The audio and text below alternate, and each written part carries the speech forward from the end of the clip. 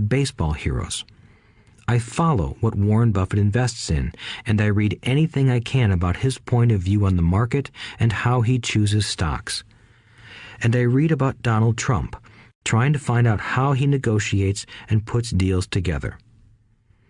Just as I was not me when I was up to bat, when I'm in the market or I'm negotiating a deal, I am subconsciously acting with the bravado of Trump.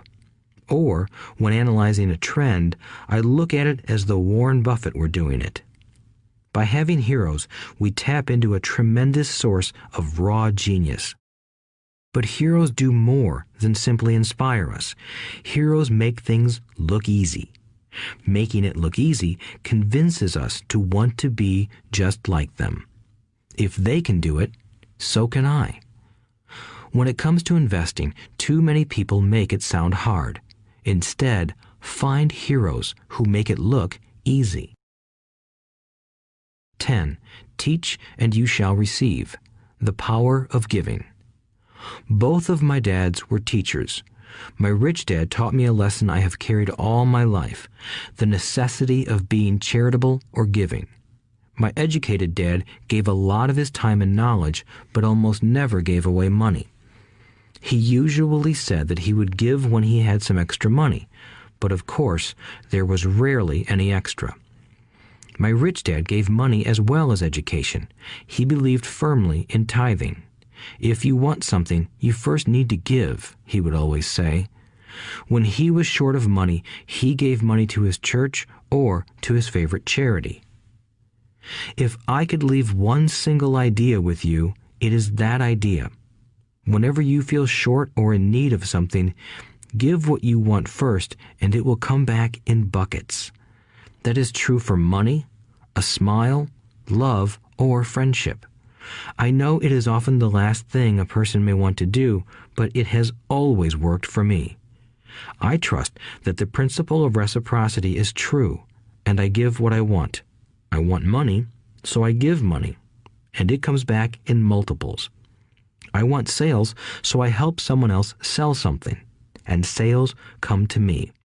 I want contacts, and I help someone else get contacts. Like magic, contacts come to me. I heard a saying years ago that went, God does not need to receive, but humans need to give. My rich dad would often say, poor people are more greedy than rich people. He would explain that if a person was rich, that person was providing something that other people wanted.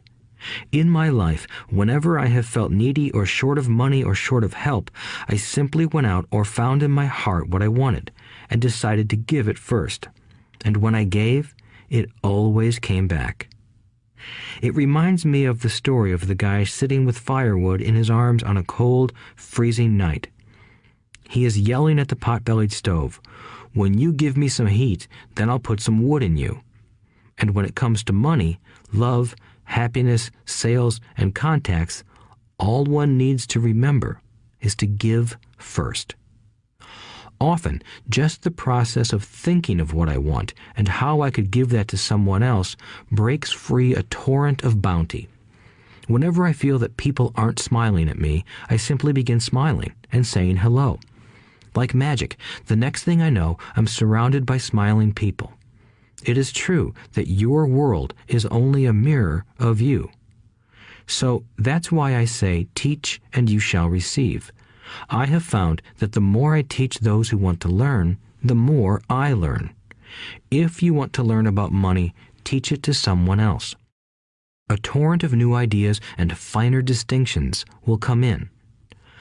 There are times when I have given and nothing has come back, or what I have received is not what I wanted.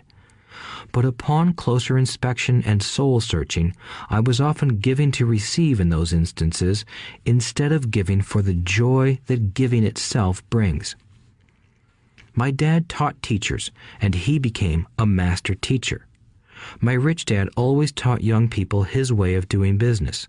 In retrospect, it was their generosity with what they knew that made them smarter. There are powers in this world that are much smarter than we are.